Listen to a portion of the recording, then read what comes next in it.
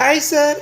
Hi madam. எல்லோருக்கும் வணக்கம். இப்போ பார்த்தீங்கன்னா நம்ம உடம்பில் ஏற்படக்கூடிய அனைத்து விதமான வியாதிகளுக்கும் காரணம் நாம் சமையலுக்கு பயன்படுத்தப்படும் சமையல் ஆயிலே காரணம் அப்படின்னு எல்லாத்துக்கும் தெரிஞ்ச விஷயந்தான். அந்த வகையில் பார்த்தீங்கன்னா நான் வெஸ்டேஜில் இருக்கக்கூடிய ரைஸ் பிரான் ஆயிலும் எடுத்துக்கிறேன். மார்க்கெட்டில் கிடைக்கக்கூடிய மிஸ்டர் கோல்டு என்ற ஆயிலும் எடுத்துக்கிறேன். இப்போ பார்த்தீங்கன்னா மிஸ்டர் கோல்டு ஆயில் ஒரு பவுல் எடுத்துக்கிறேன். ரைஸ் பிரான் ஆயில் ஒரு பவுல் எடுத்துக்கிறேன்.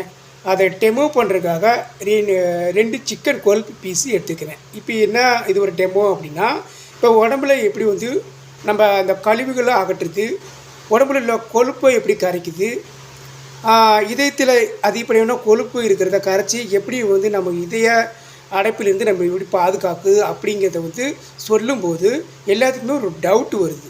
அப்போ வந்து ரைஸ் பிரான் ஆயில் பயன்படுத்தும் போது நான் கெட்ட கொழுப்பெல்லாம் கரைச்சி அகற்றுது, கழிவுகளை வெளியேற்றுது நம்ம சொல்கிறோம். அதை நம்ப மாட்டேங்கிறாங்க. அந்த வகையில் பார்த்தீங்கன்னா நான் இப்போ வந்து சிக்கன் கொழுப்பு 2 பீஸ் எடுத்துக்கிறேன். இப்போ ஒரு பீஸ் எடுத்து நான் பார்த்தீங்கன்னா நம்மளுடைய ரைஸ் பிரான் ஆயிலில் நான் போடுறேன். அடுத்த ஒரு சிக்கன் பீஸ் எடுத்து அதர் பிராண்ட் ஆயிலில் போடுறேன். இப்போ பார்த்தீங்கன்னா 2லையுமே நான் போட்டுட்டேன். இப்போ இது இந்த ஆயிலில் இருக்கிற கொழுப்பை வந்து நான் கரைதான்னு பார்ப்போம். இது அப்படியே இருக்குது. அதுக்கப்புறம் பார்த்தீங்கன்னா நம்மளே ரைஸ் பிரான் ஆயிலில் போட்ட கொழுப்பு பாகத்தையும் பாருங்கள், அப்படியே அந்த எண்ணெயில் இருக்குது. அதையும் எப்படி இருக்குன்னு பாருங்கள். ஒரு நிமிஷம் வெயிட் பண்ணுவோம், என்ன நடக்குதுன்னு பார்ப்போம்.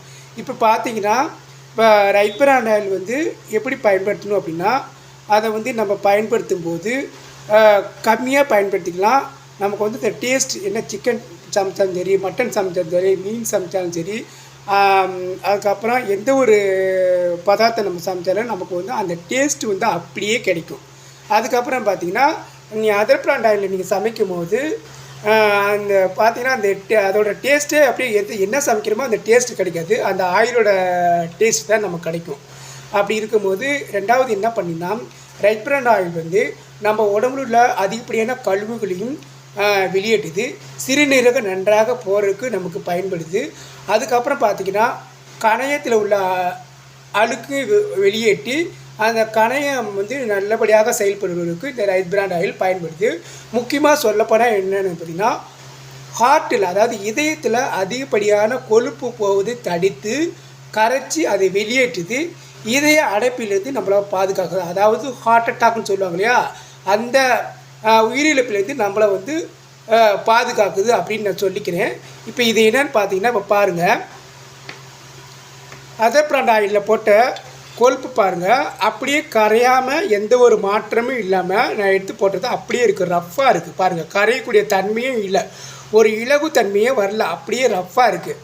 ஆனால் நம்மளுடைய ரைஸ் பிராண்ட் ஆயிலில் போட்ட கொழுப்பு பாருங்கள், அப்படியே கரையக்கூடிய தன்மை வந்து அப்படியே வந்து இலகுத்தன்மை வருதுங்க. எப்படிங்கன்னா என்ன அப்படின்னா, நம்ம உடம்புல வந்து கொழுப்பு எப்படி ஃபார்ம் ஆகுது அப்படின்னா, நம்மளோட உடம்புல கொழுப்பு வந்து அதிகப்படியான கொழுப்புகள் வந்து நம்மளோட உடம்புல உள்ள தசையில் போய் அடிப்போஸ் திசுவாக ஃபார்ம் ஆகுது. அப்படியே லேயராக ஃபார்ம் ஆகிடும். அப்போ வந்து லேயராக அடுக்கடுக்காக நம்ம ஃபார்ம் ஆகுது. நம்ம வந்து உடம்பு வெயிட் ஆகிடும். எங்கெங்கே கொழுப்பு அதிகமாக இருக்கோ அந்த இடத்துல வந்து ஒரு சதைப்பிடிப்பு மாரி இருக்கும், இல்லை இந்த வெயிட் அதிகமாக இருக்கும். இப்போ அந்த வகையில் பார்க்கும்போது நம்மளுடைய ரைஸ் பிராண்ட் ஆயிலில் போட்ட கொழுப்பு பார்த்திங்கன்னா அப்படியே கரைஞ்சி அப்படியே வந்து இலகுத்தன்மையாக இருக்குது பாருங்கள். அப்படியே எடுத்து காட்டுறேன் பாருங்கள், அப்படியே இலகுத்தன்மையாக இருக்குது. இந்த வகையில் தான் அப்படியே வந்து நம்ம கரையக்கூடிய தன்மையை நம்ம ஏற்படுத்தி கொடுக்குது. பாருங்களேன், அப்படியே எடுத்து காட்டுறேன், ஸ்பூனில் பாருங்கள்.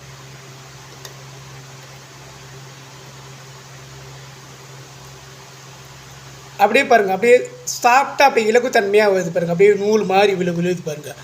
ஆனால் இப்போ வந்து அதர் பிராண்டில் போட்ட கொழுப்பு பார்த்திங்கன்னா அப்படியே கல் மாதிரி அப்படியே ரஃப்பாக இருக்குது பாருங்கள், ரஃப்பாக இருக்குது, எந்த ஒரு மாற்றமும் இல்லை, அந்த கரையக்கூடிய தன்மையே இல்லை. இதனால தாங்க கொழுப்பு வந்து அதர் பிராண்ட் ஆயில் பயன்படுத்தும் போது கொழுப்பு வந்து கரையக்கூடிய தன்மை ஏற்படுறதில்லை. நம்ம பிராண்டில் பயன்படுத்தும் போது அது கொஞ்சம் கொஞ்சமாக அந்த லேயரில் இருக்கிற கொழுப்பு வந்து கொஞ்சம் கொஞ்சமாக கரைஞ்சி அப்படியே வெளியேற்றும். சில பேர் நினைப்பாங்க ஒரே மாதத்தில் கரெக்டாகணும், 10 நாளில் கரெக்டாகணும் அப்படின்னு சொல்லுவாங்க. ஏன்னா வந்து நம்ம கொழுப்பு வந்து தசையில் வந்து அப்படியே லேயராக படிஞ்சிருக்கும். அது வந்து அப்போ கொஞ்சம் கொஞ்சமாக தாங்க கரைக்கும்.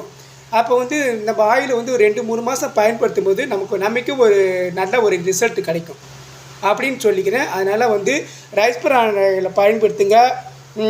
நோயின்றி வாழுங்க. இதய அடைப்பிலிருந்து நாம் உயிரை காப்பாற்றுவோம். எல்லாமே ரைஸ் பிரான் ஆயிலை வந்து பயன்படுத்தி சமையலுக்கு பயன்படுத்தி நல்ல ஒரு ஆரோக்கியத்தை நம்ம ஏற்படுத்திக்குவோம் அப்படின்னு சொல்லிக்கிறேன். தேங்க்யூ. Wish well.